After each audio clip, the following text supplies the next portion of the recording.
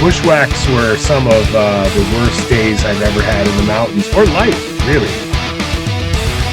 Whereas Panther Mountain is totally opposite. It's a mountain on top of a crater. I think the weather challenges on this incident were particularly difficult.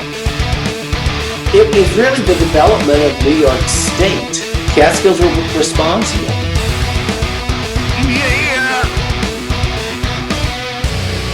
Now you're listening to Inside the Line, the Catskill Mountains podcast. All right. I'm guessing you voted today.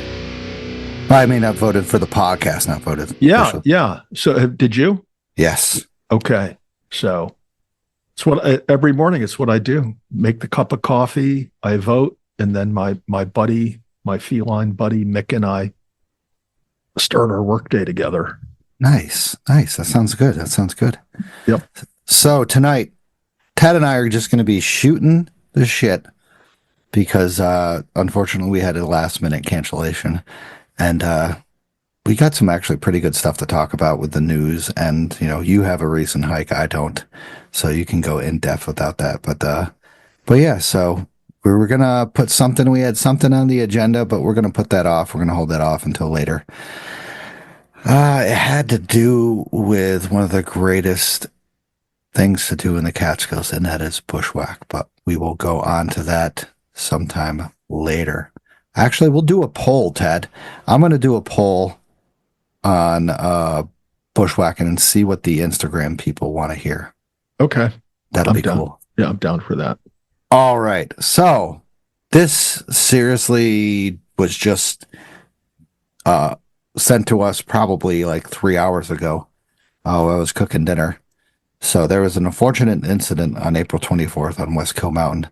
Forest rangers responded to a call for an unresponsive subject approximately 1 mile up the Westkill Mountain. Original call came in from another hiker. At 8:30 p.m., forest rangers located the hiker deceased. A DEC Division of Law Enforcement Bureau of Environmental Crimes investigator, BECI, New York State Police and the Ashland Fire and EMS and the Lexington Fire Department recovered the subject and turned them over to the Greene County coroner. Resources were clear at 12:15 a.m. and the New York State Police is handling the investigation. So, unfortunate incident. Tad, you got a little bit more information that I see you found. Yeah. So the deceased hiker is identified as Lin Hu Jin. Sorry if I mispronounced that. 54 years old, of Palisades Park, New Jersey. So it's a very sad incident.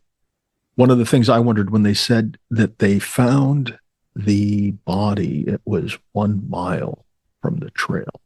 So where were they measuring from? Sure.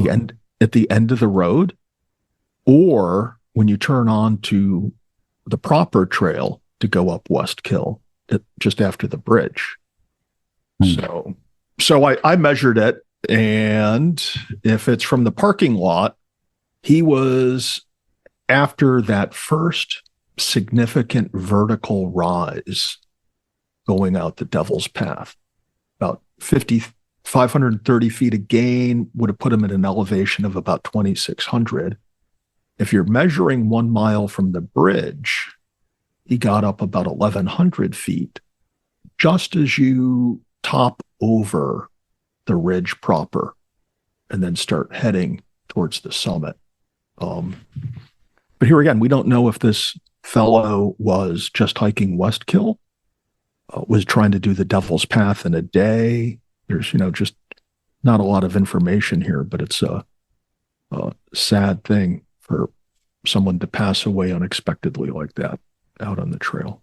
Yeah. And, we just found this out like 3 or 4 hours ago and, coming up with thoughts and different conclusions maybe of where he might have been, where they might have been, it's just, it's pretty crazy to think once again that this happened on Thursday last week, and they're just coming out with this on Tuesday with the forest ranger report. So can't really, once again, Tag came up with some good thoughts of where, if it's a mile from the trailhead, from the parking area, like the official trailhead, that doesn't put them, that far off of the trail. They're just still on the major kind of, I would say, roadway. It's basically a roadway until you get to the trail junction and to the bridge. But once after that, you start gaining like crazy. So yeah. So, but this, if you measure 1 mile from the parking lot, you've crossed the bridge, you've made your right-hand turn onto the trail itself.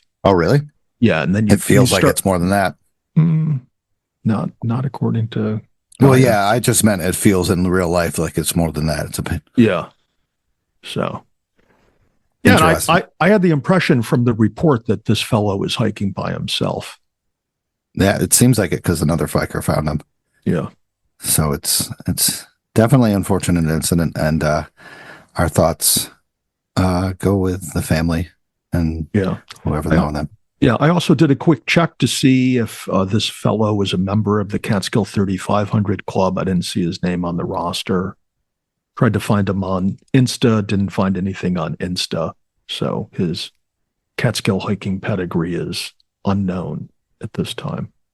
All right. Well, hopefully they find out more information. If they do, we'll keep you up to date with what's going on. So, what about this, Tad? This is pretty neat. I mean, coming up, we have our live broadcast coming from the Mountaintop Historical Society, and that's talking about the railroads in the Catskills and stuff like that we got going on. And then, this pops up in my news feed about the Catskill Mountain Railroad proposes a new station in West Hurley. So if you don't know about the Catskill Mountain Railroad, it is from Kingston all the way up to just right outside of West Hurley. I'm trying to think of the town it's officially located in. It's like right in between West Hurley and I forgot, but there's like I'll call it Nowheresville. Yeah, it's a little weird plot, but you can ride this. You can take the ride from Kingston up to the area that they stop you off. But they are looking to expand their tourist system to West Hurley and construct a new train station called the West Hurley Woodstock Train Station. Now, this place is going to have a drop-off point, trolleys that can bring you back down to Kingston, which I believe they already have, but they can also have trolleys going up into the Woodstock area and leading around. So March 2024, the New York State DOT awarded the railroad $667,000 grant to develop a terminal at Basin Road adjacent to the Ashokan Rail Trail. Now, once again, the railroad's tracks go all the way up to the Ashokan Rail Trail, and of course that starts the rail trail where the old railroad tracks are. Now, this isn't developed by the Catskill Mountain Railroad yet. It's still unfinished. It's still just sitting there in pieces, but I read that they don't have the proper, I forgot what they said. Do you remember what it said? The proper, permits? Right of way? Right of way permits and stuff that they expired in such a certain amount of time. So they have to do a whole new thing. Now it would be remodeled. The trolley that's going to be in the Catskill Mountain Railroad would be remodeled after the Catskill trolley, which runs over at Catskill Falls from Palinville to Tannersville in Greene County. It would also allow riders from the Ashokan Rail Trail to visit local business places like in Woodstock and stuff. During the summer, the railroad has a proposed running time of 2 hours from Kingston to the station on weekends during the spring and fall, and expected to run 9 to 5 p.m. Feeding the trolley.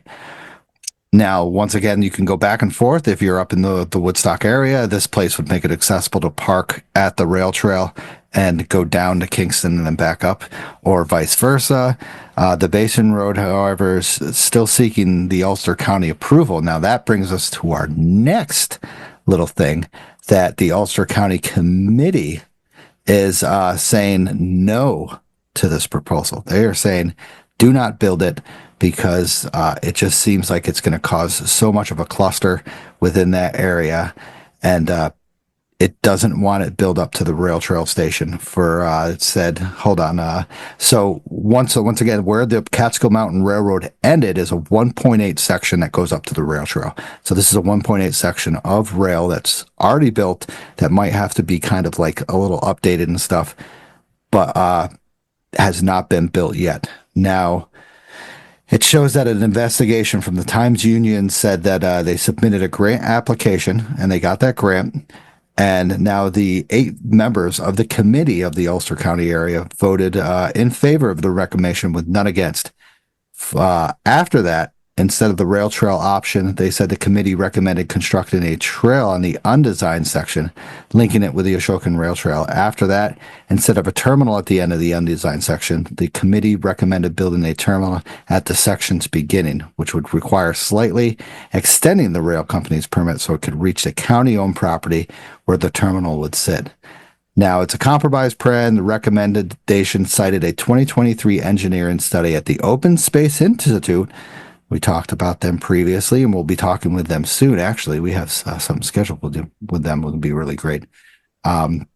Single track construction pinpoints the county right away, steep rock cuts, high filled areas. All of this led to a new voting that they do not want it done because it's just going to be too much work.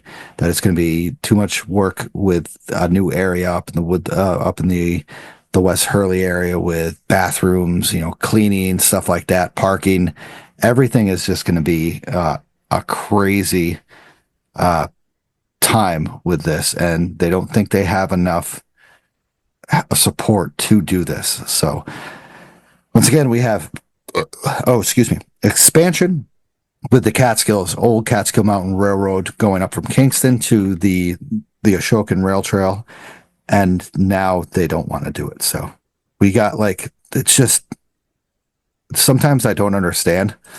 I with certain modifications and we talked about that Black Mountain Lodge being repurposed into a massive area, and this kind of just develops into a little spot. I saw the map that I proposed, and it looks fairly decent. It just takes out an area that's just sitting empty and makes it into a train station, and then it has parking spots. And I kind of wonder, I don't know whose side I'm on yet.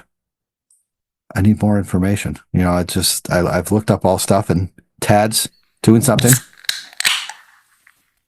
Yeah, that was from last week too. That's what you did last week. Is that what you think about this? Yeah, you're just dragging on with this story, and I'm dying for a cold one. Oh, okay. So go ahead. So what do I think?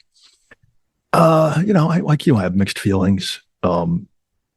But at one time a train went through there. The area that was once occupied by the rail tracks has been taken over by other uses over the course of time, so it doesn't run continuous from Kingston all the way out, to the other side of the line, which is, I don't know if I could see it here, Arkville.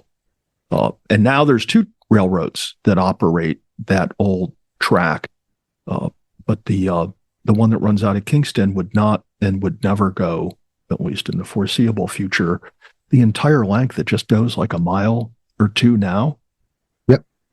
What's the point of throwing all this money into it to extend it just a little bit further? Does the riding experience actually go up that much? True.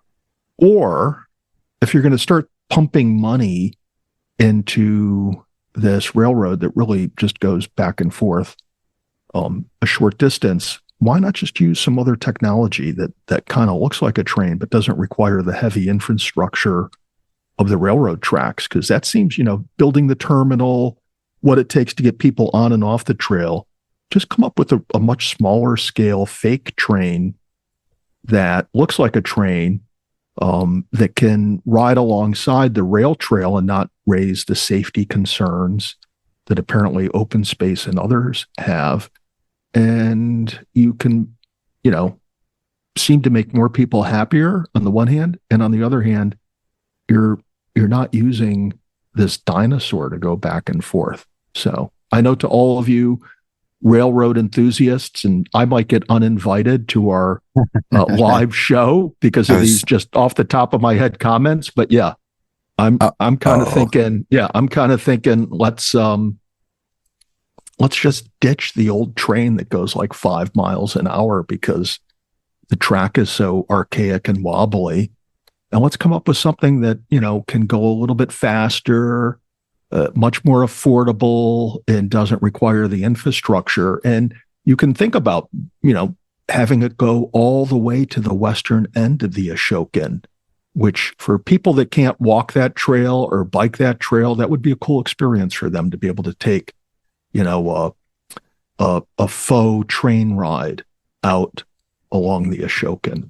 So that's my, just off the top of my head, and pre-beer solution. Now, when I'm done with this can of ale, maybe I'll have different thoughts, but that's how Correct. I'm right now. It's once again, it's one of those topics that you're just like, it's pretty cool that they're bringing people up here.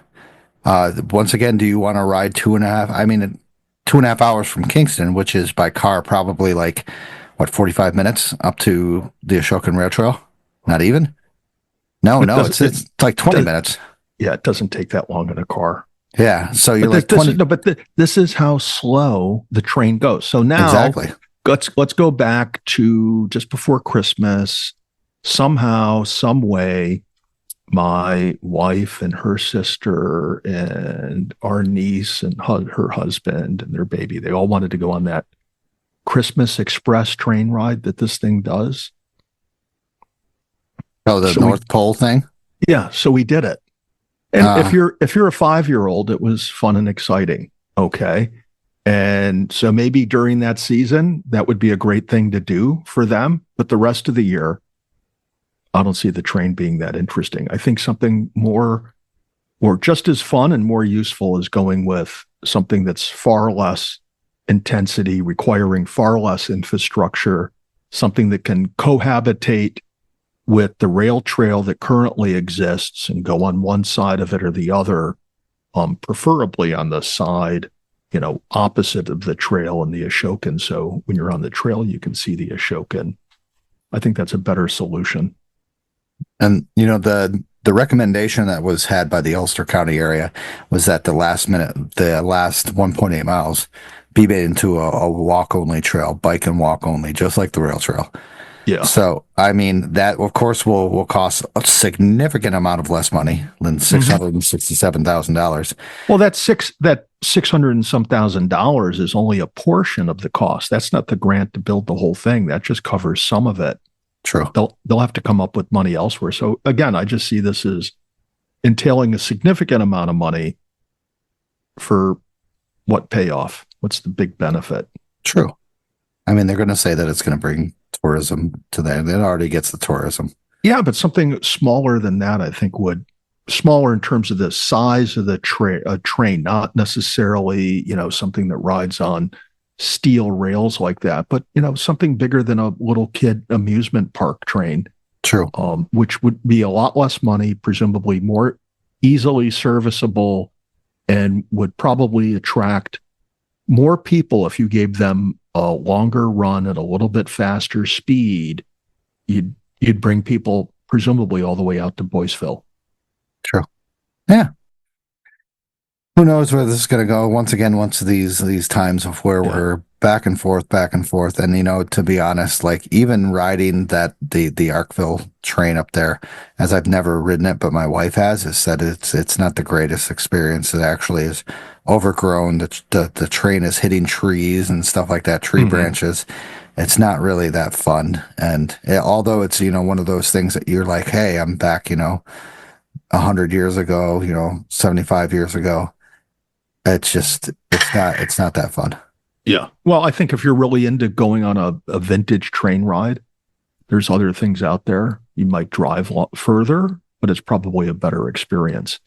But True. Honestly, if you want to go on a train and have a train ride experience, just hop on Amtrak.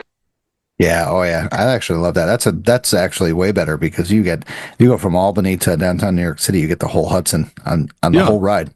Yeah, that's a fantastic trip between Albany and New York City along the east side of the Hudson River. I've done it a couple times. Beautiful. So Beautiful. yeah, I used to do a lot of Amtrak riding. Oh yeah, we'll post a link about that. And of course, we chatted about June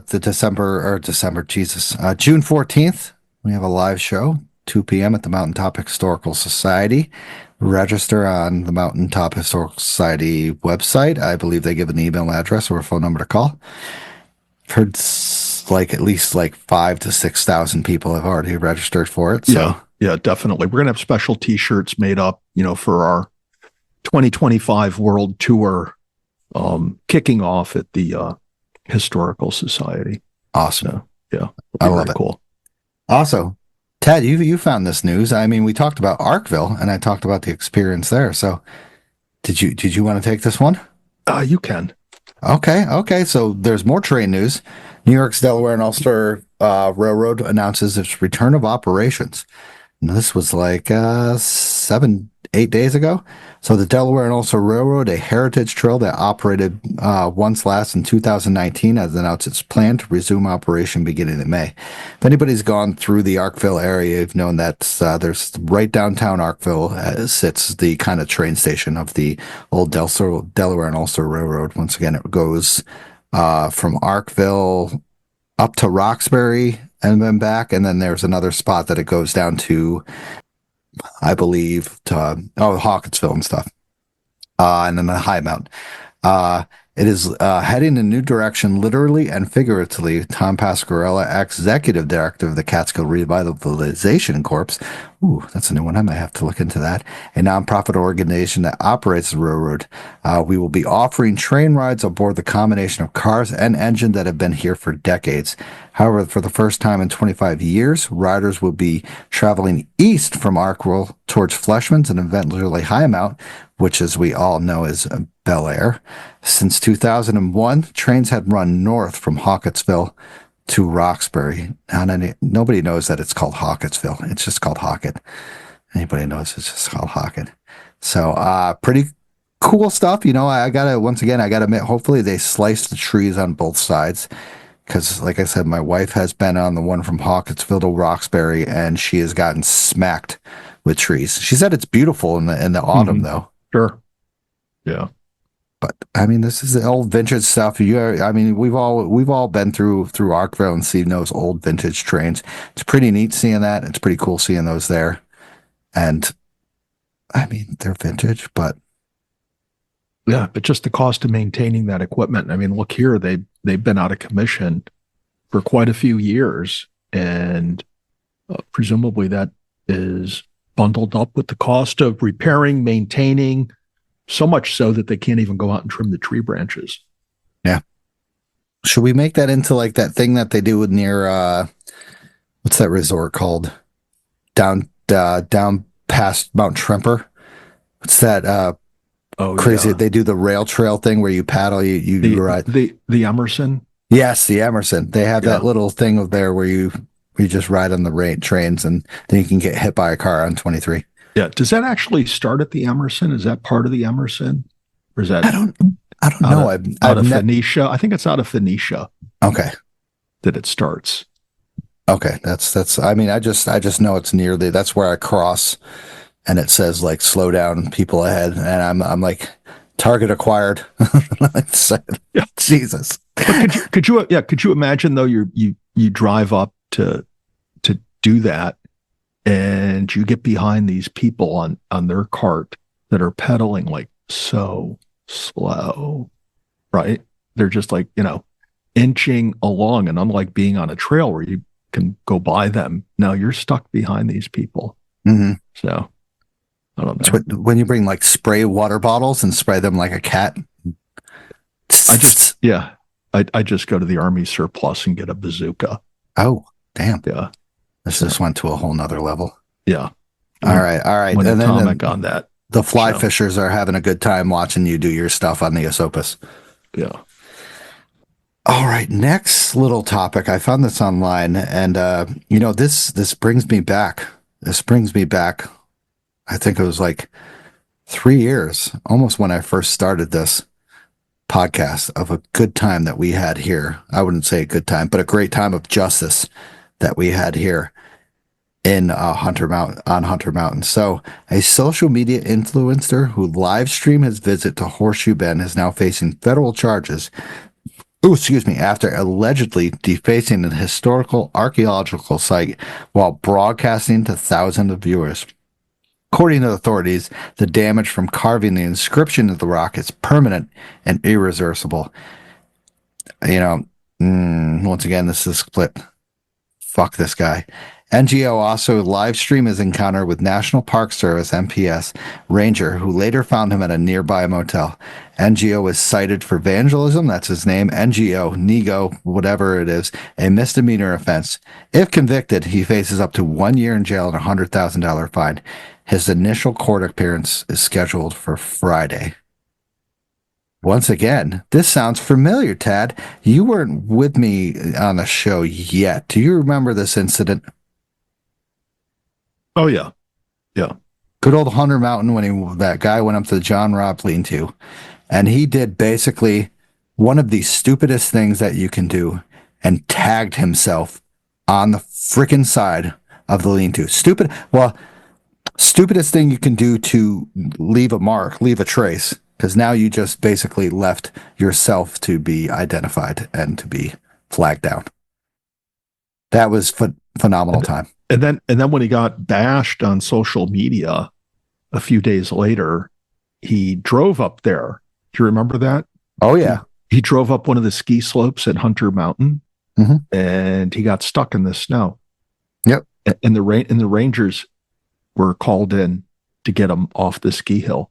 And that's when he live did that. He did that live. Yeah, he was live streaming on his driving up on his way up, going there. And he did when he was inside the lean-to, he pointed out that, everybody's bashing me for spray painting on the side of the lean-to and on one of the big boulders there.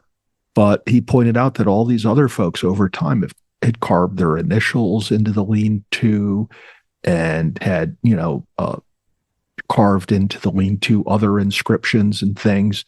So he thought, what's the big deal? I just used spray paint. I didn't use a knife to carve in my tag. I just spray painted the living shit out of the place. Yeah. And a rock. And a freaking rock. Yeah. So did he make a good point? How do you distinguish the two? Shouldn't we arrest people that use a knife to carve up a lean-to like that? What does it matter if it's spray paint, which you arguably can paint over, or somebody etches their name, at Inside the Line podcast? No. Luckily you got it wrong, so that's good. Yeah. Well, I wouldn't want to incriminate us, right? So I would misspell it or something. And we talk about that. That's a simple lean-to, so it's wood. Once again, you can paint over it, you can sand it down, and that was his intentions when he went up there to sand it down to get his tag off of there to conceal the evidence. Yeah. And unfortunately, that did not happen. And I forgot what episode number, but that was one of like in my teens that I talked with the ADK Fun Police guy. His name is Mike. That's what he called himself. But he was just like, somebody sent this to me. He was broadcasting this, so I sent it right to the Rangers, and I'm pretty sure one of the Rangers was just like, I'm on it, and it was fun for them. But we have this going on at Horseshoe Bend, so this is not wood or anything like that. They're doing this into probably rock. Once again, it says it's permanent and irreversible. We're talking like sketchings like they did back in, the old days of petroglyphs. And so why can't this guy do it? Why can't he etch into this landmark, Horseshoe Bend? Because we have text messaging and stuff like that. We don't have rocks that, 100 years later, somebody might travel to that will be a message that says, hey, danger ahead. We have a text message that can be sent in not even a second. It can be like, hey, danger ahead. Well, huh? Am I right? Yeah. Well, Tad's all right. Yeah. Well, that's a point, but I just think once you start letting one or two people do this stuff, everybody does it. And then what do you end up with? Where's the natural beauty anymore? It's just all marred up. especially when somebody's live streaming and promoting this, it's presumably going to catch on, and more people are going to do it just so they get more and more followers and likes, and the world around us becomes less natural and less likable. So That's a good point. Yeah. I think that's even better, saying that one person does this, everybody's going to do this. And we've seen this on social media all the time. Yeah. So now what else did you said? What's this stuff going on? Yeah. So I did a little investigation of my own. I see that NOGO, or NGO, is being represented by a public defender. Public defender, if you don't know, is a lawyer hired to represent the indigent, and the lawyer's paid for by taxpayers. So this fellow went to Horseshoe Bend, and with intent and with the aim to promote and profit his social media and influencing status, etched his tag into stone, and he gets a free lawyer and he gets a day in court to defend himself. But apparently, if you're born in the USA to a parent who's not a citizen, you can get deported without a hearing. Wow. Interesting. Just throwing that out, a little subtle social commentary. Moving along to wildfires. Unless Stash, you have a comment on that. You need me to crack open another beer? No, I got one right here. Okay. I just, it's just what a fucked up place we live in. Like, it's just, why the hell would you want to go do that to get a couple? Like, I mean, you wouldn't even do that. Like, the amount of haters you would get compared to the amount of followers, which used to be, it kind of, if he thinks this is the type of thing that stokes up his follower and caters to the audience that he's trying to cultivate, it kind of says something for his followers. Yeah. Which is sad. I'm on the Horseshoe Bend, one of the most known beautiful places in the world. I'm going to deface this freaking rock that everybody takes a picture of. Like, how are you going to respond to that? Basically, if I see you in public, it's not going to be a fun time. And then I'm going to get arrested for doing something that you did to a place that has been taken millions and millions of years to, create. And then, God forbid, if we all go out and do it, what do we end up with? But then again, the government right now is saying, hey, just because they're old trees and they're in forests that have been around for centuries, let's go and cut them down to build houses or make toilet paper out of the wood, one or the other, So. All right, whatever. Okay. Here you go. There you go. Stosh he's getting angry now. He just shotgunned that one. It's gone. Yeah, it's done. He's on his third one. So we didn't hear that. I saw it crack open. I didn't hear it, but I saw it crack open. I turned it down. I saw the third one crack open. All right. All right. So this guy, hopefully let's follow up with this idiot, and hopefully he gets his justice like they did here in the Catskills. We don't know about that, actually. I got to find out what happened to that guy. I remember something got thrown out because of freaking good old COVID. So whatever. Oh, no, that the fellow at the lean-to, he was sentenced to like 100 hours of community service. Okay. All right. At the local transfer station. Good. Make them separate dog piss and human poop, whatever. Dog poop and human poop, whatever. All right, so this I heard updates about this and talk about this, but I didn't really see anything until our friends down at the Hudson Valley Weather posted a picture of the smoke getting sent from New Jersey all the way up to like Maine, and I looked into this and I was like, holy crap! So now we have a wildfire down in New Jersey that's being 75% contained right now. We thought ours was big, and up in the New York area was 5,000. This is 15,300 acres. in the Ocean City Natural Land Trust Forked River Mountains Wilderness Area. Now, it was initially spotted at the Cedar Bridge Fire Tower at 9:45 a.m. Fire towers still work. Everybody's like, no. This fire towers worked. April 22nd. The wildfire crossed the Garden State Parkway, triggering the evacuation of approximately 5,000 residents in Ocean and Lansing townships. Additionally, Route 9 and Route 532, Wells Mills Road, were closed early on the firefight. One commercial building was destroyed in the fire, along with multiple outbuildings and vehicles throughout the fire area. Complete damage assessment is still ongoing. A thorough and extensive investigation conducted by the Ocean City Prosecutor's Office Major Crime Unit Arson Squad, Jesus, New Jersey Forest Fire Service, Ocean City Fire Marshals, New Jersey Fire Marshals, determined the cause to be incendiary and improperly extinguished bonfire. A Watertown man was charged with aggravated arson and arson in connections with this fire. Forest Service crews remain on the scene until contained. Forest Fire Service continues to receive assistance from the New Jersey Army National Guard, who provided 2 UH-60 Black Hawk helicopters, which are capable of dropping 660 gallons of water each. Smoke is expected to remain present until significant rain falls over the area, which we will not see in a long time. Size and commitment, once again, 15,300 acres, 75% contained as of April 28th, so yesterday. Property damage, 1 commercial buildings, still underway, 4 structures threatened, unimproved roadways now within the fire parameter remain closed, and the guy is now being charged with aggravated arson. So crazy stuff.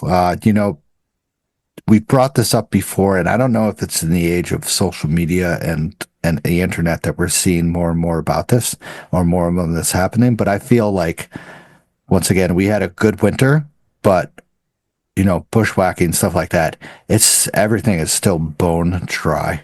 It doesn't feel like we had a good winter. It feels like it was a bone dry winter. I don't know how you feel, Tad, about that. Like, it just feels like it could ignite easily.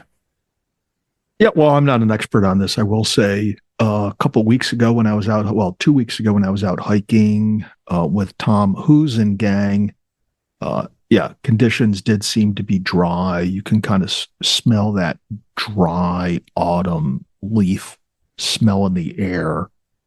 On the one hand, on the other hand, this past weekend out bushwhacking, it was precipitating. It was snowing, it was snowing on me most of the day. So we got a lot of rain the day before. In fact, I didn't hike on Saturday because it was raining. So is it dry? I don't know. I don't think so. I just think it's spring. There's no canopy covering the ground, so it's exposed to the sun, a lot of wind. That's why you don't burn stuff in the spring. True. A lot of wind, though. I've noticed wind has been significantly increasing, at least at my house up here, that I can keep the windows and everything open and just get a nice cool breeze 24/7. Yeah. Well, I saw some big wind on Sunday during my hike. Oh, nice. That sounds good. That sounds fantastic. So once again, keep your fires none. I was going to say minimal, but none. No fires right now because we have a no. I mean, this is in New Jersey. I know New York State has a no burn ban until May 15th. So just crazy stuff. 15,000 acres. Once again, our fire at the northern or the southern part of New York was 5,000 acres, and the White House fire wasn't even that much. Was a couple hundred acres, right? It was like 600. Yeah. And we got a lot of shit going on. All right, let's just say that got a lot of shit going on. Speaking of a lot of shit, Mount Everest has a lot of shit up there, right? And now they're saying it's going to be even more easier to climb Mount Everest. So I want to thank Todd, my friend Todd Bold, for sending me this information about Mount Everest is going to be starting to introduce drones to the area.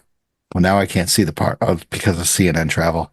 So I quickly read it, and saying that drones are now going to be hopefully that's what they said, introduced to the climbing experience up on Mount Everest to make it a more easier experience and a less deadly experience up there to bring supplies and such. Hopefully, the one thing they will use that for is to bring all the garbage that is just significantly piled up there and such as well. So if you never a lot of people have heard of Mount Everest. 19,000 feet is where the base camp is. And as up there, you got to climb up to, what is it? 28.7 or something like that. I don't remember. I don't follow it much. It's just way too expensive for my thing. But once again, if to fly drones, you don't have to take that one small plane that they have at that small airstrip up at the base camp. You don't have to hike it up there. Sherpas don't have to hike it up there. So this has a lot of dynamics going in on the Mount Everest area. Will Sherpas now not be used as much going up from the bottom of I wouldn't say base camp. I forgot what the start of, and then going up to the base camp and such. Now, will they only need to go up to the top of Mount Everest and down to the base camp? What does this mean for, once again, trash and stuff? Could these drones be used to take out the trash per se? What does this all mean? Can we hitch a ride to the top of Westkill and summit Westkill and be dropped off in the trees and then go over to the viewpoint and get taken out? What does this mean? What are we doing?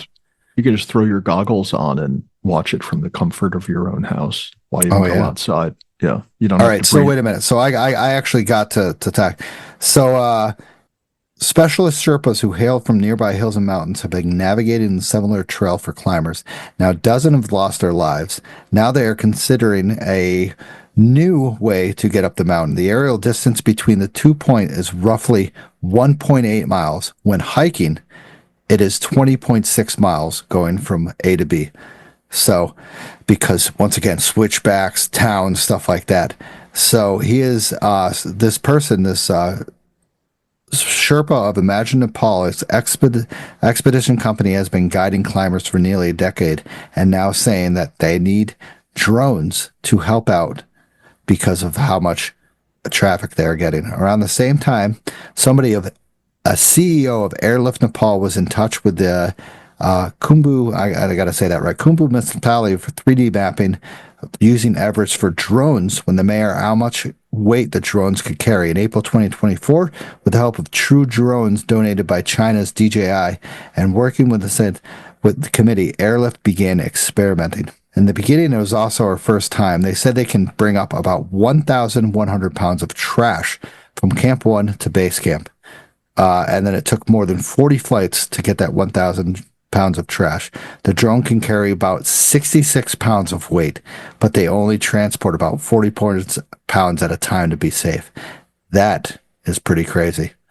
That's very, very small. So they said once they find out, they will need a ladder, they will need rope, stuff like that to get everything going. One challenge is money. Each drone costs $70,000, and that's before they even begin operating.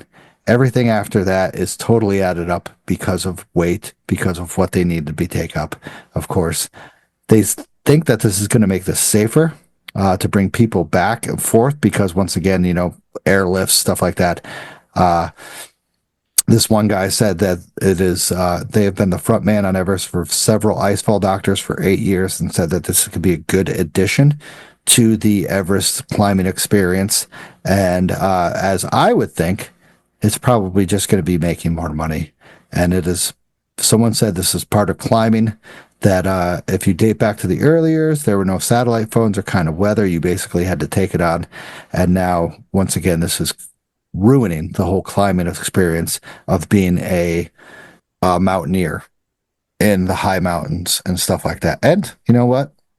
Once again, I got to agree. Technology is starting to mess things up. I mean, let's just drop us off at the top of Mount Everest with a drone. Well, that's this decade and next decade, it'll be a gondola ride away. Yeah, right. Right. Yeah. So people are going to be skiing down that shit. They've already done it, but why not? I mean, as you point out, you look over the course of time from how they started originally attempting to climb Everest to, I was reading up last week where this one company, I think their fee is around $200,000. They only take up a limited number of people every season, and each person gets their own personal documentary made of their Mount Everest ascent. So you like become the star in your own documentary, either how you survived climbing Everest or how you died trying to do it. It's really crazy. It just shows, what people strive to do. Some people go hardcore and want minimal equipment and minimal assists. I mean, I go back to Chris LeBlanc and his unsupported effort on the long path, just to me was like total suffering the whole way. And then you look at these people that are going to lay down, $100,000 to go up Everest. I'm not saying it makes it easy, but it's certainly a lot easier than what it was 10, 15, 20 years ago. And eventually we'll see over the course of time, they'll just keep urbanizing the experience, glamping. Like I said, I read up on this one thing for 200K. Part of the thing is you get your own personal chef. Wow. Right? Okay. You get like all sorts of special food, yada, yada. It's crazy. Where is it? I would think you do something like Everest to find where your limit is. Okay. And then you read this article about, all the amenities that you can buy, the limit you're really going to find is the limit on your credit card, not your personal limit. So what's the point of doing Everest? I don't know. Some of these things should just be left, more raw and natural than, making it this urban experience, because eventually where are you going to go to get this? Where are you going to go to be really out there on the edge and find where it is, your personal limit is, like I said, 10 years from now, it ain't going to be climbing Mount Everest. It ain't going to be mountaineering. Yeah. I'm going to be, when I'm in my 70s, I'll joke about having ascended Everest like 5 times. It cost me $1 million, but yeah, I did it 5 times, And I had Mexican food at Camp 4. Yeah, I actually sent back the Mexican food and got, a tofu salad instead. So yeah, this is undercooked. I don't want it. Yeah. I had this last year, damn it. I've read books, like several books on climbing K2 and Mount Everest and stuff like that. And, once again, it was mountaineering that it was called. Mm-hmm. And with this day and age, it's not mountaineering. It's simple. Just, I have oxygen and I got to get up to the next base camp. I don't have to do the technical stuff is, all basically set out by Sherpas. Yeah, you do have to cross a couple crazy areas, but you're doing it with 40, 50 other people and you're all roped in and stuff like that. When 25, 30 years ago, these guys were doing it without ropes. They were doing it off of oxygen. The oxygen they had, they knew how much oxygen they needed to get from point A to point D. And if they didn't have that much oxygen, they wouldn't make it. And then, I've seen, remember reading books about, I forgot what his name was, but he spent time 2 weeks sitting at one camp at not base camp, but on K2. It's 2 weeks at a camp in a tent, eating nothing but granola bars and boiling water. And he was expressing, he's just like, how difficult it is to boil water? He's like, you put a whole pack of snow in there and you get drops of water. Well, plus water has a different boiling temperature as you go higher up in elevation. And depending on the fuel you're using, it generates less heat because there's less oxygen. Yeah. I was slightly offended when you said and eating granola for 2 weeks. I actually, I could, enjoy eating granola for a couple of weeks. So I'm that type of person, but I just, on a much simpler scale, but I think true to the point, is one of the reasons I like bushwhacking in the Catskills is because I'm going out and I'm doing something with knowledge that I've acquired on my own about hiking up that ridge or up that drainage that I have no intel from anyone else from. So when I'm out there doing it, part of the planning and then going out and bushwhacking it, it's all, flashing it, just seeing it for the first time and getting through it without any assistance from others. And to me, that's just part of the fun of doing it. It's not necessarily that I bushwhack Slide, Hunter, or Rocky. It's that route, that day, I never did it before. But now going up Mount Everest, it's not the same experience when you're going up with all this intelligence. They already know what the route's going to be like ahead, what's changed overnight, what other gear they need. So basically, as much as they can, they've tamed that experience. They've domesticated it to a point where you read the statistics, it's multiple times more safer now than it was before, and therefore is less challenging. It diminishes the quality of the experience. Exactly. And you have to pay more for it. Yeah, right now. Yeah. Significantly more. Yeah. Yeah. So, once again, like you talk about bushwhacking in the Catskills. Now, you are going, the unexpected excites you. And with going up Mount Everest, there's a route up there. It's expected. They know what the weather's going to come in. They know that basically we're not going to climb this day because, there's no weather. There's weather going to hit us. We're not going to climb. You might die. Whereas in like 25 years ago, these guys would be like, wow, that looks like a clear day. Let's go frickin' climb. And then all of a sudden a crazy wind snowstorm hits and they're dead.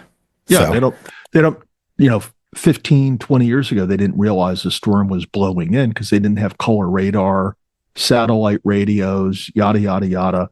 So the intelligence they got was delayed by a day or two, if not longer. Now, you could be halfway through your ascent to the summit and your guide gets a radio call that, a storm is blowing in. You got to get down off the mountain. Yeah. Now, obviously, that makes it a lot safer. But with these drones, one of the things I understand is they're able to bring oxygen up, right? Oh. So part of the, if they can haul down garbage, they can bring up oxygen tanks. So you can take more oxygen up. Previously, you could only carry, X number of cans between you and your Sherpa, so you had a limited amount of oxygen to take on. Now, if you can inhale more oxygen, your ability to climb goes up. You can climb faster. You'll need less breaks. You're going to be more coherent. Not that any of that is bad. I mean, it's all good, but it just tames the experience to the point of, really, let's just put a gondola to the summit, and instead of the climbing window being a couple weeks, it can be a few months, if not longer, and people can go up in a gondola. We can have a nice warming station at the top. You can, whether it's champagne or hot cocoa, you can, veg at 29,000 feet in a oxygenated environment.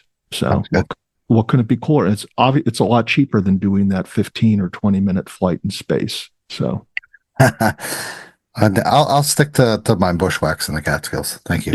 Yeah, I know my limits financially and physically. Yeah, right. Yeah. Okay. So thank you, Tad, for shooting the shit. God, we got a little dark at times. I'm sorry about that. I apologize for the little darkness. So hopefully good things come about, and we'll get on to the awesome monthly supporters: Chris Garbian, Jeff Jotz, Vicky Ferrero, Mikey S., John Comiskey, Summit Seekers, Desert City Radio, Betsy A., Denise W., Tom H., Vanessa, Jim C., and Eric. Thank you guys so much for supporting the show. Once again, these are people that support the show monthly, donate monthly to the show. And once again, once we use some of this money that they donate, will go back into the Catskills. And as will our great sponsors of the show, Outdoor Chronicles Photography. So capture your love story against breathtaking backdrops with Outdoor Chronicles Photography. Molly specializes in adventure couple photography, and she will immortalize your moments amidst the stunning landscapes of the Catskills, Adirondacks, and White Mountains. She'll craft timeless images that reflect unique bond in nature's grandeur. Embark on an unforgettable photographic journey with Outdoor Chronicles Photography. Don't hesitate to get a hold of Molly on every platform. Also, discover the wilderness with Trailbound Project. Our expert-led hiking backpacking education programs offer unparalleled outdoor experiences. Whether you're a beginner or seasoned adventurer, join us to learn essential skills, explore stunning trails, and connect with nature. Start your journey today with Trailbound Project. Unlock the wonders of the great outdoor. Tad, we haven't gone to that yet, so do you want to skip to what you're doing right now? What am I doing? Well, I'm checking out this beer can. Okay. So let's go with who's outdoors now. Who's outdoors? Yeah, I've hiked with Tom. Proud to say it. Just throwing that out there. So go on. So mention the podcast on one of your hikes through social media, and we'll chat about it on the show. Tag us by typing at ITL Catskill MTM podcast on your post. Got a lot this week. Everybody was out and about. It's spring. Everybody's getting out. So I don't know. Stop right there. I mean, you said it's spring. Everybody's getting out. I hiked in almost blizzard conditions on Sunday. Okay. And you're saying it was spring. I mean, like I put away all my winter gear last week, and then I'm hauling it out on Sunday to do my my bushwhack, because it's like, damn, I'm going to need some cold weather stuff. So, but now I think we're definitely going into spring. So it feels like that. So Chaotic Quixotic was out doing a spontaneous hike up a Mount Tremper Fire Tower. She's visited there several times before, but enjoyed a different path this time, and enjoyed the 6 miles out there. So I'm guessing the first time she went up our favorite way, which is like the Warner Creek area. And then the new time she went up the easy way. Well, not the easy way. It's actually a bitch to go up from Mount Tremper. So definitely she was out with, I'm guessing her dog, Gaia. Very unique name. I wonder what that's named after. I can't figure it out. Yeah, it's tough. Mount Tremper, beautiful spot. Once again, they definitely have a tough time up there as the trees are overtaking the views. And once again, they're overtaking the fire tower somewhat, and just have a lot of problems with that fire tower. They have Lori Rankin is doing an incredible job trying to get stuff back under control up at the fire tower. So we'll see. So awesome. Quixotic. Good job. Red Hand Adventure Guides did the Blackhead Range and South Mountain. So on 2 separate hikes, they did a Blackhead Range and South Mountain. South Mountains is over up in the northern Catskills area. Unique place. One of the Catskills 100 highest, I believe. It also has been deforested. Lately, they have pine plantations up on there. That was really cool stuff, and they recently deforested, which they're going to do. I heard over on I heard this from Mike Cantwell from the Catskill Mountaineer, that over on, oh my God, what is that mountain near Prattsville? That's one of the 100 highest. Started with an R. Oh, Richmond Mountain. They're starting to deface some of those pine plantations up over there. Just to let you know, I think it's Richmond. Yeah. So you say South Mountain up in Hawkett Center. No. This is not Hawkett Center. This is up northern Catskills. We're talking about beyond Wyndham and stuff. Okay. But there's also a South Mountain in the North-South Lake area. Yes, correct. No, Okay. this was if you look at Red Hand Adventure Guides, they had a post of where they were on South Mountain, and they tagged us. It's really cool. That's an area. It's a bushwhack. It kind of a shitty hike because of course you deface a mountain and then you have prickers everywhere.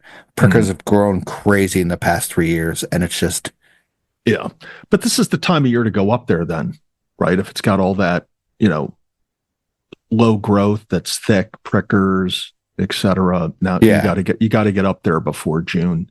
Yeah, it looks like they had a great time, and that's Yeah. a great spot. Once again, the Blackhead Range, can't beat that. That just has everything that you need. Yeah. So, who's outdoors? Did also the Blackhead Range Traverse. Once again, a lot of people over on Blackhead killing it over there. Also, Todd Bold was out fly fishing on the Esopus Creek and then went to Anthony's Nose for great views in all directions. So Todd was one day doing fly fishing when we had the rain on Saturday. And then Todd also went to Anthony's Nose the next day for beautiful views on and down in the Gunks. I've never been there, of course. And Ted, have you? Anthony's Nose? No, I have not. You do not go to you live right there. You go to avoid all the places, the popular places. Anthony's Nose, I mean, that's like almost an hour's drive to the east from where I am. Oh, wow. Yeah. Okay. I'm like 5 minutes from the Gunks, so I'm pretty much in between the Catskills and the Hudson Highlands, Harriman Park, Bear Mountain area. And it's super warm in my room. I had to shut. I have not a major highway, but a major roadway right there. So everything comes by and just get an annoying sound. So I had to open a window. It's crazy hot in here. So Beyond Blazes, Joanne went and did the 9. Did a frickin' loop of the 9. Yeah, that's a lot of hiking. That is a lot of hiking. So basically, Pikamoose Table, Lone, Rocky, Slide, Wittenberg, Cornell, Friday, Balsam Cap, and then coming back. So I'm guessing she started at Denning and then went up and then back down. Yeah, I mean, if you're going to do it as a loop, it makes sense to start at Denning. Is that what she did? She didn't say her route. Yeah, I'm not sure if she said her route or not. So I know she did it with one other person. Joanne did the navigating on the route, so that must have been personally satisfying to her to have done the Catskill 9 with Cam 5. It was her first time doing it. So it's 20.6 miles, right? Yeah, she said she did Slide Mountain first. Oh. Yeah. And dropped their packs at the locker room on Cornell. So interesting. Yeah. Wow. Joanne's a beast. Yeah, she's I hiked with her that one time with Tom Hoos. She's a cool hiker.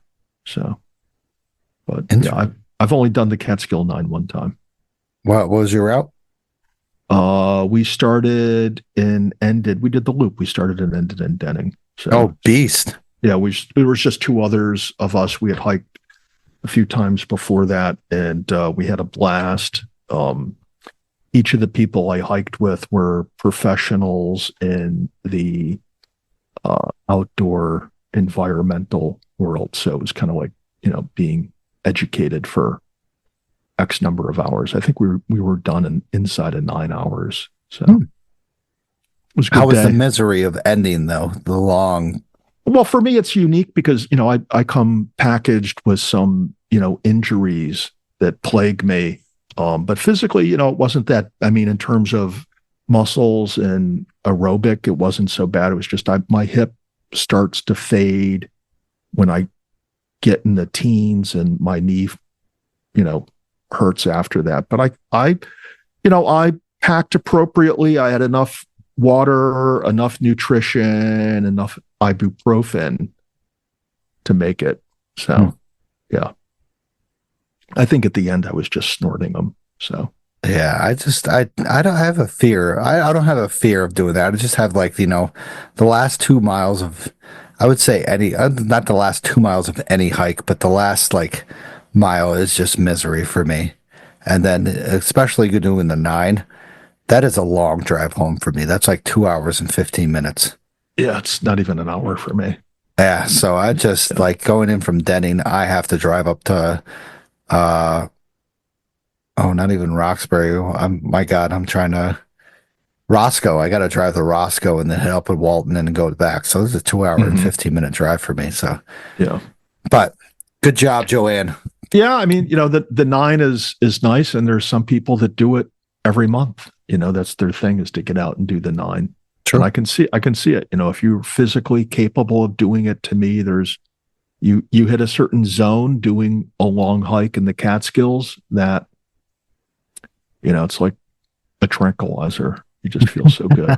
Yeah. You just get really calm. You just hit that moment where you're in the woods and you're feeling it and you're happy. Yeah. So. Agreed. I'll have to try it once, and then I'll let everybody know about the rescue that I have. Yeah. Well, you can do the 6. You've done the 6, right? Yes.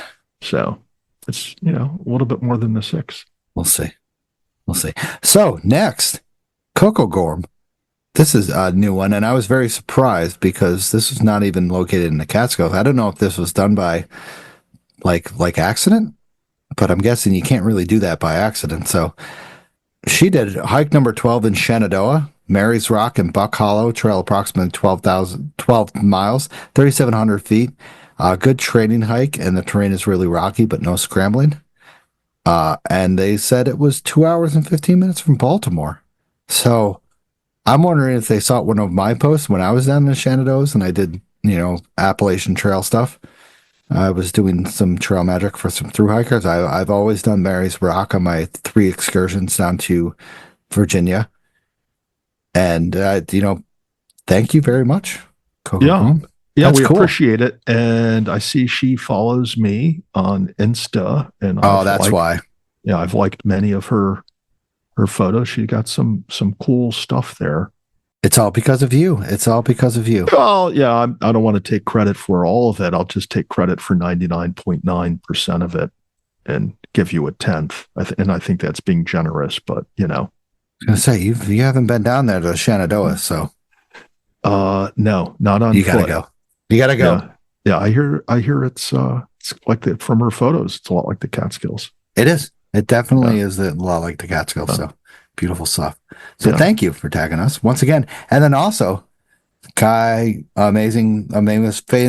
guy, Kyle Bittner, was up Mount Tremper as well.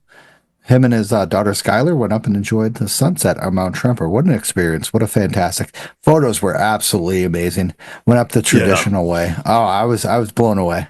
Yeah, the photos were amazing, but what I saw in those photos was his daughter looked like she was just really enjoying it. So that's very cool to see that. Yeah, she was having a blast. Skylar was just having a good time. Kyle, glad he's enjoying the mountains without snow. So yeah, glad he's out there doing something with his daughter, building that foundation with her. Right. That's good stuff. So thank you everyone who has tagged the show. Glad you're listening and glad you're tagging the show. Once again, keep tagging the show at ITL Catskill MTM podcast and we'll chat about your hike. Also, buy us a hard cider to support the show. If you think we're doing a good job and you want to show us some support, buy us a coffee/hard cider. I renamed it to hard ciders because that's what I drink, but it's buy me a coffee. Also, you can rate the show on any of your platforms that you use. Rate the show 5 stars is preferable. If you want to give us 1 stars because we have horrible intro music that's a little bit too heavy that you can't fast forward somehow, go ahead and do that. I'd love to hear that, but reach out to me first when you do that because I want to hear about it. I just don't understand you can fast forward anything. So Tad, take a guess of what I'm drinking tonight. I'm guessing that you're drinking a Monarch Dark from the Wayward Lane Brewing Company out of Schoharie, New York. No, what? Oh no, that's what I'm drinking. That's what I'm drinking. I'm sorry. Okay, that's more incredible. Go ahead. As usual, I'm always thinking about myself. I have a sticker from them, so go ahead. Oh yeah, did you stop in? No, somebody else stopped in and got me some stuff. Ah, good. Very cool. Go ahead. All right. So after my most excellent bushwhack on Sunday, I stopped by the folks at Local Goods Beer and Grocer at 3998 Route 28, Boyceville, New York. It's right down the road from Bread Alone. And I've been there several times, more times than I'm going to admit on this podcast. And every time I've gone in, exceptionally friendly staff, very knowledgeable about their product. All of their beer in the cooler is interesting, very unique, very, very fresh. And I guess part of the joy of owning a business like that is being able to sample everything. So the proprietor who was working that day sold me this Monarch Dark, which is labeled a Mexican style dark lager beer from the, like I said, Wayward Lane Brewing Company, 4.8% alcohol. And it's good. Rookie It's good.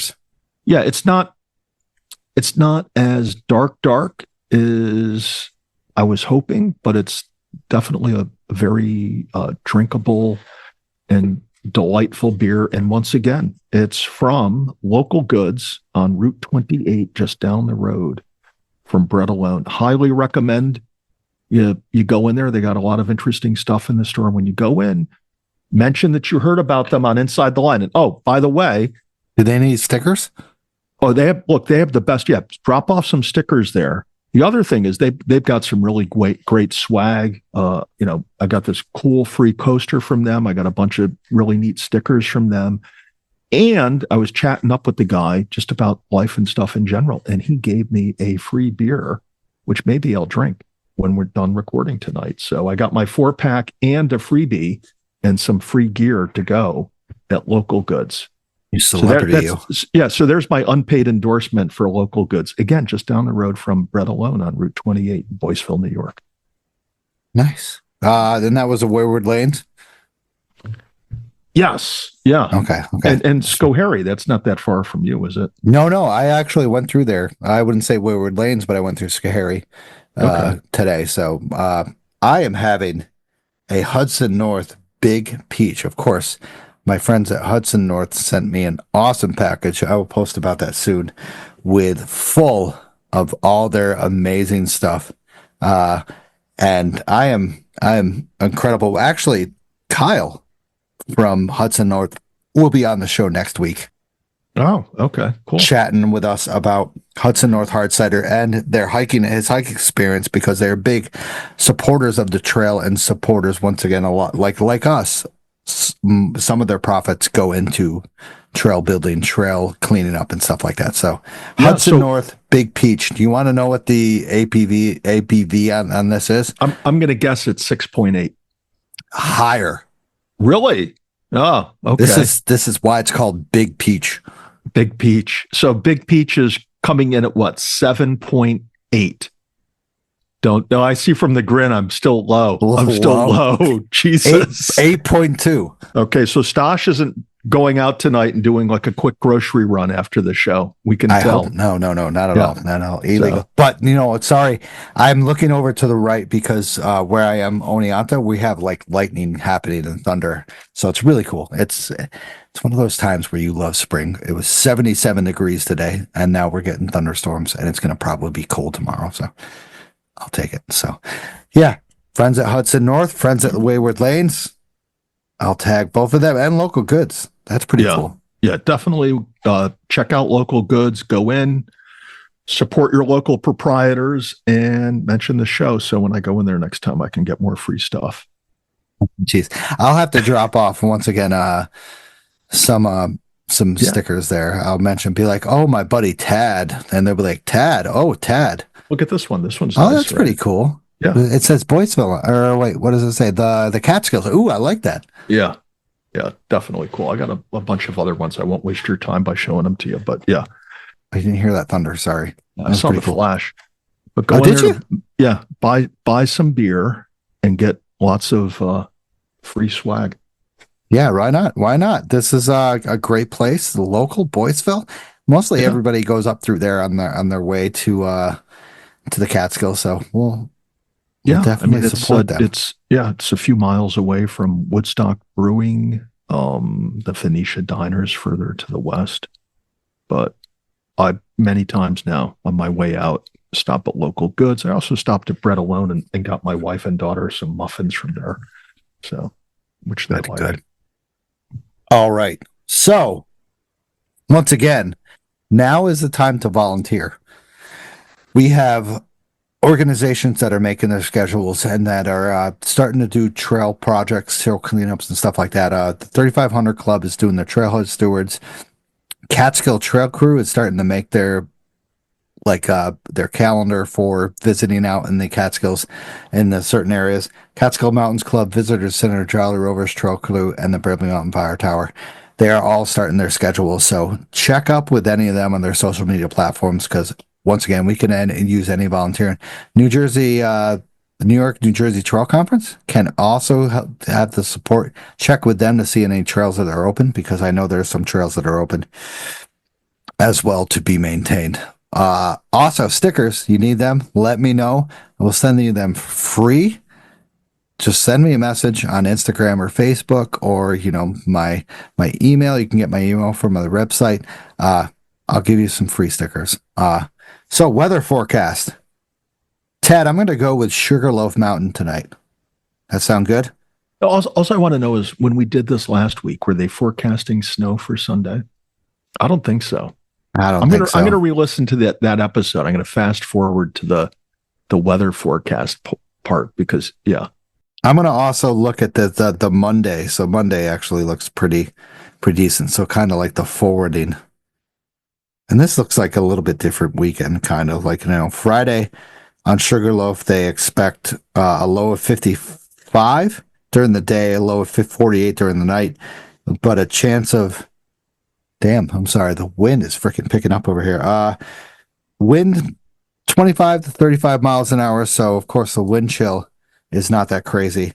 On Saturday, light to heavy rain, looked to be almost near an inch of snow or an inch of rain. And then at night, it could be getting down into the low 30s, but a high of 54. So it's pretty wicked. Give me 1 sec. I got to close this window. This is actually bringing in the wind.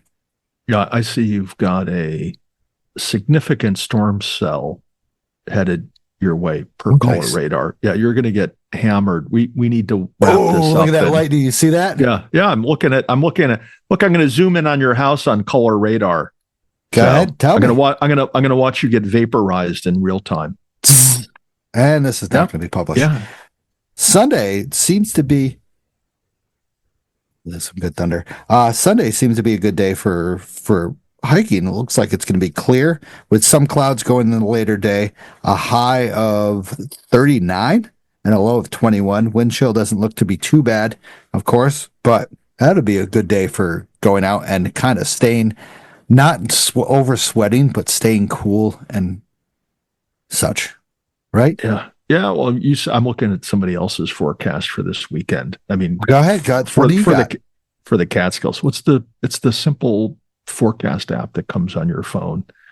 So they're saying at base elevation, Tannersville 49 to 62 on Saturday. Okay. With rain. Wow, that's totally different. Yeah, late in the afternoon. And then on Sunday, 47 to 54, again, calling for rain early AM, like midnight to 1 or 2 p.m. So, but, look, this is Tuesday when we're recording. This is all going to change. And like I said, I was planning my hike Friday, Saturday. I didn't see anything in the forecast for snow, and bam, there it was. So good old New York State. Yeah, but I was prepared, so I had a good time. I was going to say, if you're prepared, those moments are unforgettable. It'd just be one of those moments where you're just like, oh, it's light rain, and then all of a sudden some snow or sleet hits, and you're just like, all right, this is okay. I've dealt with this through before, so be prepared for anything and everything this weekend because it looks like it's going to be nice, and then it's going to be a little bit chillier, but you never know what's going to hit. So be prepared. All right, so let's get through the last set of sponsors, and then I guess we can end the show. All right. And then we'll talk about Bushwhacking 101 some other time. Gotcha. Sound good. God damn, that rain's coming through. All right, so discover Camp Catskill in Tannersville, your ultimate hiking store. Find top quality gear, apparel, and accessories for all your outdoor adventures. Our expert staff is here to help every hiker, from beginner to seasoned pros. We also carry a variety of unique Catskill souvenir and gifts like t-shirts, hats, and more. Visit us online at campcatskill.co or in the store to gear up for your next journey. Adventure starts at Camp Catskill. So embark on a transformative journey with Another Summit. Another Summit is dedicated to serving veterans and first responders with free outdoor activities. Activities like walks in nature, paddling, and hiking, or even backpacking. Join our supportive community to rejuvenate in nature's embrace. Experience camaraderie, adventure, and healing at no cost. Take your next step with Another Summit and ascend to heights of new resilience and joy. Apply today at anothersummit.org. So let's get on to the topic of the night. Let's go. Tad's hike with previous hikes. I skipped previous hikes. I'm sorry. Yeah. Way to cover your ass, Stosh. You were gonna blow off my hike as if it didn't even happen. Nice. I'm sorry. So if we don't talk about it on the show, does that mean I didn't hike? It's like if a tree falls in the woods and nobody's around to hear it, doesn't make a sound. True. If I hike on a weekend and we don't talk about it, did I really hike? And you don't preach about it on Instagram. I'm not going to say. Well, did I preach about this one? I just did like a little reel, which I think True. I think it kind of did the best part of the hike justice. I didn't cover the whole hike. It was just too. Please go ahead. So I'll go first with previous hikes. I didn't hike. I painted the mountains on Sunday. I painted the mountains. I did a little painting class with my buddies at the men's social group. It was a fantastic time. And then today, Tuesday, I went to John Boyd Thatcher State Park and I did disc golf, but I also hiked along the long path going along that John Boyd Thatcher Park. And I got to admit, if you have anybody that doesn't have like the tolerance of hiking and stuff like that, that is a fantastic way to get them to look at views that are just within 500 feet of the parking area. Yeah, and because you drive to the top. You drive to the top of the ridge. Right there, yeah. And every parking area is within a couple hundred feet of just a viewpoint, just along the escarpment of the John Boyd Thatcher area. And that disc golf course was fantastic fun. It was sunny. There was no wind. I felt like I was dead because turkey vultures were flying around me. And we had beautiful views of overlooking Albany, the Albany County and stuff like that. It was a beautiful day, high of like 77. It was crazy. I got sunburned, but that justifies nothing to what Tad did this weekend. It looked like he had a fantastic, perfect spring experience in New York State. Yeah, I'll say so. So where do you want to start with my hike on Sunday? Normally I hike on Saturdays, but the weather forecast for Saturday called for rain pretty much the whole day. And down here where I am, it rained all day and the river I lived on, rose dramatically. So I held off hiking until Sunday. And then one of the things I noted was I look at the weather, and in part I plan my hike based upon the weather. And the weather was just calling for really, really high winds up to 55 miles an hour. Ordinarily, mountain summit forecast has been unreliable the past 4 or 5 months, particularly when it comes to wind speed. So I didn't place a lot of emphasis on the wind speed that they were calling for, but I'll say on Sunday when I was out hiking, when I hiked, they were probably spot on. So my plan Interesting. That's a first. Yeah, I was surprised. And at one point in my hike, I was actually like contemplating whether or not I should continue with the rest. But as all week long, I was kind of had my appetite set on hiking Panther from area off of, from a unknown point somewhere, around Woodland Valley, bushwhack up and down. But I was going to be in the wind all day, given what the summit forecast was calling for. So my plan B was to hike the Burroughs Range, again as a bushwhack up and down. But I figured the water was so high where I was come Saturday night that hiking up Woodland Creek would not be fun on Sunday. So my plan C, I went with plan C. So this emphasizes the need to be flexible. For the longest time, I've admired as you're hiking out from the end of Spruceton Road towards Diamond Notch, and you look to your left, right, to, I guess, what would be the north, you see that ridge, right? Mm-hmm. So I've been wanting to hike that ridge for the longest time. If you go out the horse trail from the parking lot, not at the end of Spruceton, and you're going out towards Ox Hollow, this ridge is going to be on your right or on the east before the bridge. Have you ever hiked that ridge? I think the answer is no. So before the bridge? Before the bridge. You've parked in the first parking lot at the end of Spruceton Road. Okay. Do you cross the creek? No. Okay. I've hiked the ridge before that. Okay. The ridge before the creek. Before the Ox Hollow Ridge, that you would say, because there's another one that brings you down into that camp area that I showed you before. Okay. Right before the parking area. Yeah. Not to interrupt. I'm sorry, but that's going towards Rusk. Are you talking towards Rusk? Yes. Oh, you're talking about the other side, the southern side. Yes. Okay. I'm going to Hunter. I hiked the ridge to Hunter. Oh wow. Yeah. So I've gone by it, more than a dozen times, a couple dozen, and I've always admired it. You look, it's got the hemlocks low. You kind of wonder what you're going to get into. I looked at a lot of satellite imagery to kind of pick, where you would run into the thick stuff, where you would, be in the hardwoods, where the rock ledges were. I did some level of reconnaissance, and it was my plan C. And I will say, so I leave that Jeep trail, and I'm making a hard cut just to go right up that toe of the slope. And once you get over that initial climb of whether it's 50 or 75 vertical feet of gain, it somewhat levels off, but it is thick undergrowth, like a lot of spruce or hemlock low to the ground. And you look, and that's what you see for quite a ways. And so you say to yourself, this is not going to be my day. I'm not going to be hiking through this, for the next couple hours, pushing this stuff to the left, to the right, ducking low and then going over this and under that. But I have to say, fairly quickly, it thinned out into a beautiful hardwood forest without very much, if any, undergrowth. There wasn't any hobble bush or, any beech whips or anything like that, or they were very minimal. The rock, it wasn't really, that tailless plate slope hiking up it.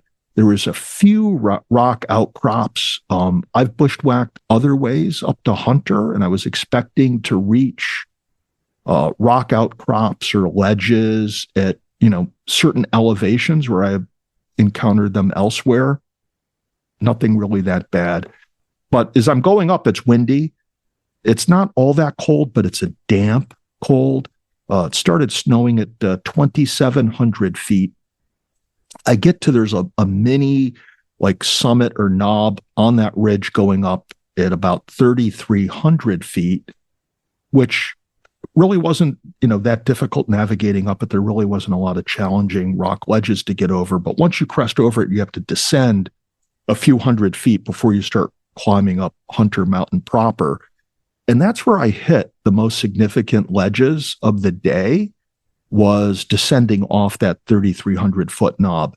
So my pro tip for a hike like that is when you're going down something, bushwhacking down it, I think it's important to be scanning, not necessarily just down at your feet and what's, 5 to 8 feet off the ground ahead of you, but you got to be looking at the treetops as you're going downhill, because you'll see that drop in the treetops, which indicates to you that there's a ledge ahead, and you try to stay away from those. So that way, when you get to the ledges, you're not actually standing in a ledge. If you're going for like a smooth drop in the treetops as you're going downhill, that's where you're going to be likely hitting a ramp in between some ledges. And so I hit it right smack in the middle, man.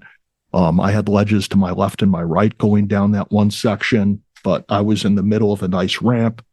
Took me to this little col between Hunter and that 3,300 foot knob.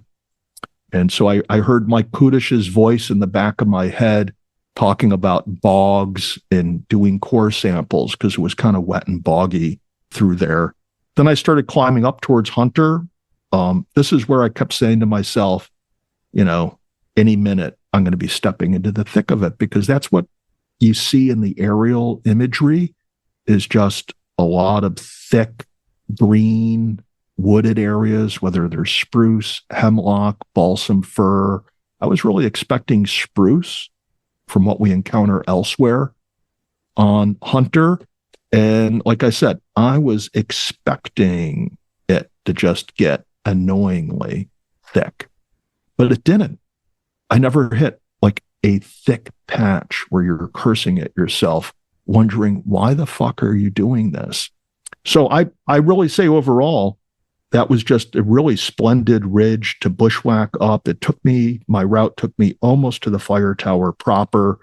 When I got there, I saw somebody else's footprints in the snow. I think I mentioned it was snowing. So somebody had gotten to the fire tower before me that day. I actually hung out for quite a while at the fire tower because it was peaceful and rather intense with the wind. I mean, you could kind of, sense that the tower itself was moving. And then I went down off of Hunter down what I call the Jeep Trail or the Horse Trail. I needed for the all trails that little spur that runs out to the ski area. Have you ever hiked that? Yep. God, what do they call that? Colonel's Trail or something. Like Colonel's Ledge. Yeah. Colonel's Trail. Yep. So it was, I'm going to say the first third of it was fairly typical, heavily traffic, worn away Catskill Trail action. Then it turned into a utility road. It was muddy as heck. It's muddy as heck towards the end.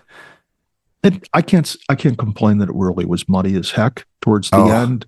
I will say that you come up onto the two communication towers, and you want to talk about roaring because of the wind. I mean, these things were just howling. Oh, nice. It was really something. I should have recorded it. Yeah, dude, I would love that. I love the wind, dude. You got to do that next time. Yeah. It was pretty interesting. Then I got to the ski area proper.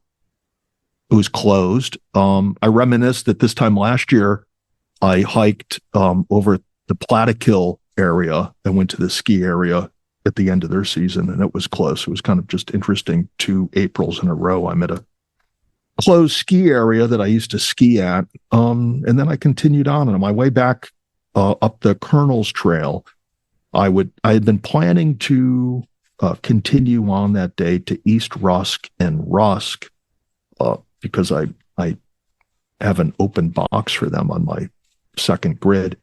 And I was like, should I do it? Should I not do it? It's windy. If I go down low in elevation, am I going to run into rain and then hike up this? But then I thought, what the hell? I'm going to do it.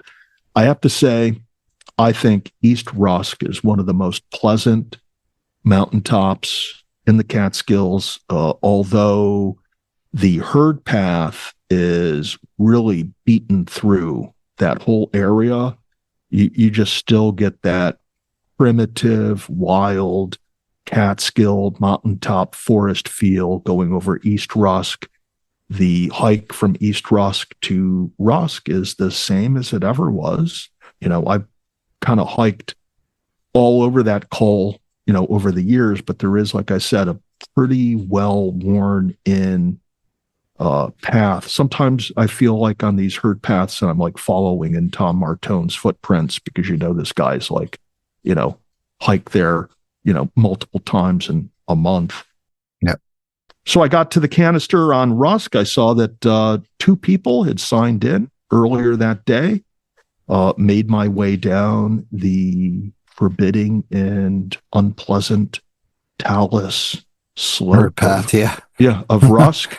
and continued onto the Jeep, whereupon I changed my clothes, hopped in the Jeep, and I drove to, guess where I went right after my hike? Did I tell you? Local Goods. I went to Local Goods. How'd you Instead know? of Westkill. I was going to go to Westkill, but I thought, I had finished my last dead rabbit. I killed my last dead rabbit on last week's show. So I wasn't quite sure what I was going to get. And I wanted something interesting, new and different. And I thought, if I want a beer that's interesting, new and different, there's no better place to go than Local Goods in Boyceville. And that, again, is, for those of you who didn't listen, 3998 Route 28 in Boyceville, New York, just down the road from Bread Alone. Go in, mention the podcast, and buy a 4-pack. Yeah. All right. So that was my hike. What do you want to know? What do I want to know? I have done that hike, actually. Have you? Yeah. We call that the Christmas Tree Ridge. Christmas, really? Why is that? Christmas, because it's just that they're Christmas trees. They're beautiful Christmas trees all the way up to it. And I got to admit, you're correct about kind of like a pleasant bushwhack. Yeah. And I think it's the longest. I'm not going to say continuous ascent, but it's probably you buy 2,000 feet of elevation. Oh yeah, going up that, and there are some steep segments, but they're not killer steep. But they're steep enough, and it's just a really, really pleasant walk through the woods, in my opinion.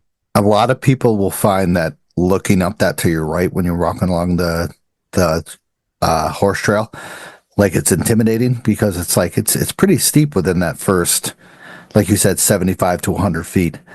Yeah. And then it gets nice and gradual. But we know that, the Fenwick Lumber Company was over there doing crazy stuff. So a lot of the bushwhacking along Hunter is pleasant. Yeah. Like, I've hiked from the Devil's Acre up to Hunter, bushwhacked, and that was one of the most easiest bushwhacks I've ever done, and beautiful, just stunning. It was like open, and then it was like little condemned and stuff like that. But were you in the first growth forest area doing that? Because